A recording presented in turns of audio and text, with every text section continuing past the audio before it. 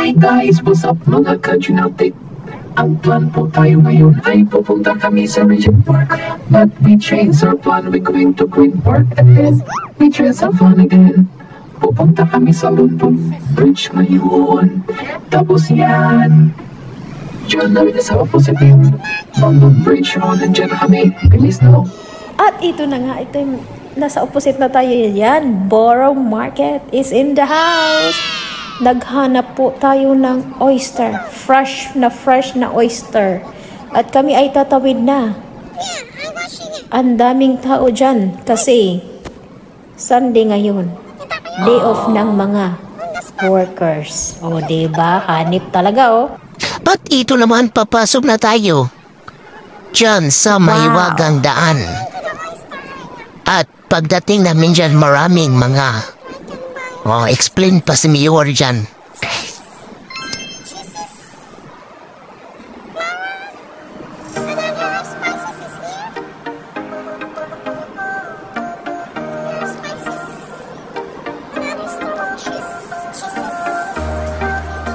At mag-ingat po tayo sa mga kawatan. Kasi maraming mga kawatan dyan. Hindi mo na malaya na wala na pala yung phone mo, wallet mo, kahit ano-ano pa. So, be alert. Tingin sa kanan, tingin sa kaliwa. O, diba? Huwag kayong ano dyan. Ano-ano. At sa dami ng tao. Ang hirap mag-video-video, guys. Kasi madaming ang tao. Puro ulo ang makita mo dyan. Puro likod. Alam mo naman yung taga-video, guys. Parang midget. Ang pututits. Ang grabing putot-putot natin dyan, oh. Mahirap mag-video sa maraming tao. O yan, maraming mga cheese dyan, guys. May pretties pa sila. Yun, tingin-tingin lang, dandan lang. Kasi ang hinahanap ka namin ay oyster.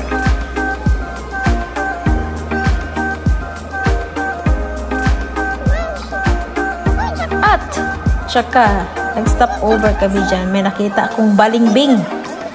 Tignan mo yung balimbing. Oh, Star Fruit. Social ang pangalan talaga niya, no? Tapos, may ano pa sila, guys? Pinya. Ang liit ng pinya! Oh, parang isang kamay ko lang. Ayun. Sabi ko, natawa ko sa pinya. Ubi-ripe pa naman yan. At saka sabi ng laki, snake fruit siya. Yeah. Sabi ni Mr. Masarap yung snake fruit. Pero hindi pa ako nakatry niyan. At saka may langka, guys. Tingnan mo yung langka nila, oh. Tapos sabi ng lalaki dyan, do you have pretties? Langka, pretties. Seryoso ka, kuya?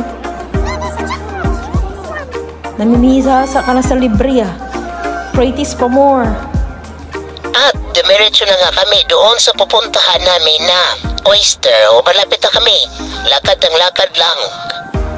Pasensya na po kayo, puro likod-likod lang ang makikita dyan kasi sa daming tao, guys. Yung asawa ko sabi niya, itago ko na dahil yung cellphone niya. Walang benda talaga itong kasama na to, Puro ano na lang, puro sermon. Oo. Malapit na kami sa paparuanan namin. So, stay tuned lang kayo dyan kasi malapit na namin makita ang oyster. At